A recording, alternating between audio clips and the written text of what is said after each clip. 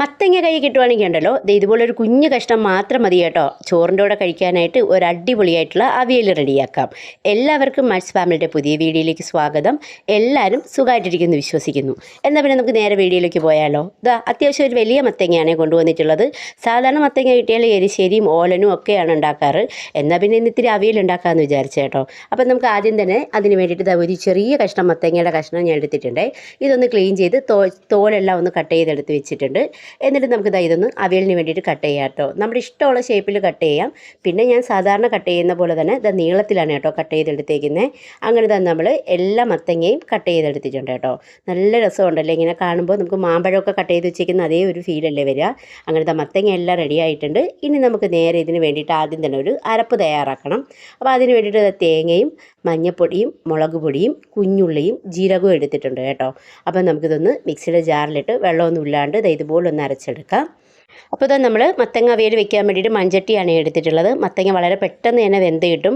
അതുകൊണ്ട് തന്നെ നമുക്ക് മൺചട്ടിയാണ് കേട്ടോ കൂടുതൽ സൗകര്യം. അപ്പോൾ മത്തങ്ങ കഷ്ണങ്ങളെല്ലാം മൺചട്ടിയിലേക്ക് ഇട്ട് കൊടുത്തിട്ട് ആവശ്യത്തിന് ഉപ്പിട്ട് കൊടുക്കാം. ഇനി നമ്മുടെ എരിവിന് ആവശ്യത്തിനുള്ള പച്ചമുളക് കീറി ഇട്ട് കൊടുക്കാം കേട്ടോ. ഇനി കുറച്ച് കറിവേപ്പിലയും കൂടി ഇട്ട് കൊടുക്കാം. പച്ചമുളക് ഞാൻ ഒരെണ്ണേ എടുത്തിട്ടുള്ളൂ കേട്ടോ. ഇനി നമ്മൾ അരച്ച് വെച്ചിരിക്കുന്ന അരപ്പ് ഇതിലേക്ക് ഇട്ട് കൊടുത്തിട്ട് കുറച്ച് വെള്ളം, വളരെ കുറച്ച് വെള്ളം മതി. എന്നിട്ട് നമ്മുടെ കൈ കൊണ്ട് ആ മത്തങ്ങ കഷ്ണങ്ങളൊന്നും പൊട്ടിപ്പോകാതെ നല്ല രീതിക്ക് അരപ്പും മത്തങ്ങയും കൂടി ഇതുപോലെ ഒന്ന് മിക്സ് ചെയ്ത് കൊടുക്കാവേ കൈ കൊണ്ട്. അങ്ങനെ തന്നെ നമ്മളെല്ലാം ഒന്ന് മിക്സ് ചെയ്തിട്ട് എല്ലാം ഒന്ന് ഇതുപോലെ ഒന്ന് കൂട്ടി വയ്ക്കാവേ. പിന്നെ കയ്യിൽ കുറച്ച് അരപ്പൊക്കെ ഉള്ളതുകൊണ്ട് ഞാൻ ഇത്തിരി വെള്ളവും കൂടി ഒഴിച്ച് അതൊന്ന് കഴുകി അതിലേക്ക് എണ്ണ ഒഴിച്ച് കൊടുക്കുന്നുണ്ട്. അപ്പോൾ അത് നമ്മുടെ മത്തങ്ങ അരപ്പെല്ലാം മിക്സ് ചെയ്ത് നല്ല സൂപ്പറായിട്ട് വെച്ചിട്ടുണ്ട്. ഇനി നമുക്കിതൊന്ന് അടച്ച് വേവിക്കാനായിട്ട് വയ്ക്കാം കേട്ടോ.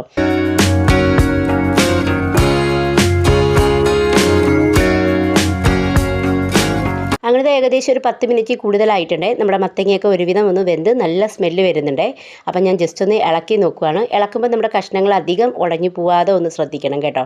അപ്പോൾ അത് നമ്മുടെ മത്തങ്ങ ഒന്ന് വെന്തോന്ന് ചെക്ക് ചെയ്ത് നോക്കിയപ്പോഴത്തേക്ക് ഏകദേശം 3/4 ഭാഗത്തോളം അത് നന്നായിട്ടൊന്ന് വെന്തിട്ടുണ്ട്. അപ്പോൾ അത് നമ്മുടെ അരപ്പിൽ ഉപ്പെല്ലാം കറക്റ്റാണ്. അതുകൊണ്ട് തന്നെ ഒന്നുകൂടെ വെള്ളം വറ്റാൻ വേണ്ടിയിട്ട് നമുക്കിതൊന്ന് വീണ്ടും ഒന്ന് അടച്ചു വയ്ക്കണം കേട്ടോ. ഈ വെള്ളം വറ്റി നല്ല ഡ്രൈ പരുവത്തിൽ വേണം കേട്ടോ നമുക്ക് ഈ അവിയൽ കിട്ടാനായിട്ട്. അതുകൊണ്ട് തന്നെ ഞാൻ അതൊന്നും കൂടെ ഒന്ന് മൂടി വയ്ക്കുകയാണ് കേട്ടോ. അങ്ങനെ ഒരു കുറച്ച് സമയം കഴിഞ്ഞപ്പോഴത്തേക്കും തുറന്നു നോക്കിയപ്പോഴത്തേക്കും നമ്മുടെ വെള്ളമെല്ലാം നന്നായിട്ട് വറ്റി കണ്ടോ ഇതുപോലെ നല്ലൊരു തോരൻ പരുവത്തി കിട്ടിയിട്ടുണ്ട്. അപ്പോൾ സാധാരണ അവിയൽ ചിലവർ കുഴഞ്ഞ ടൈപ്പിൽ വെക്കും. പക്ഷേ മത്തങ്ങയുടെ അവിയൽ ഇതുപോലെ വെച്ചാലാണ് കേട്ടോ ടേസ്റ്റ് കൂടുതൽ. ഇനി നമുക്ക് ലാസ്റ്റായിട്ട് ഇതിലേക്ക് ഒരു സ്പൂണ് വെളിച്ചെണ്ണ ഒഴിച്ച് ഇതുപോലെ ഒഴിച്ച് കൊടുക്കാം. എന്നിട്ട് കുറച്ച് കറിവേപ്പിലയും കൂടെ ഇതുപോലെ ഒന്ന് വെതറി കൊടുക്കാം കേട്ടോ. ഇനി നമുക്കിതെല്ലാം കൂടെ ഒന്നും കൂടെ ഇതുപോലെ ഒന്ന് മിക്സ് ചെയ്തെടുക്കാവേ. നല്ല സെറ്റായിട്ട് വന്നിട്ടുണ്ട് കേട്ടോ. അപ്പോൾ എല്ലാം കൂടെ ഇതുപോലെ ഒന്ന് കൂട്ടി വെച്ച് അടച്ചു വെച്ചാൽ മതി. നല്ല മണം വരുന്നുണ്ട് ഈ സമയം. ഇനി നമുക്ക് തണുത്തതിന് ശേഷം ഇതൊരു പാത്രത്തിലോട്ടാക്കി വയ്ക്കാം. അങ്ങനത്തെ നമ്മുടെ മത്തങ്ങ അവിയൽ വളരെ പെട്ടെന്ന് തന്നെ റെഡിയായി വന്നിട്ടുണ്ട്.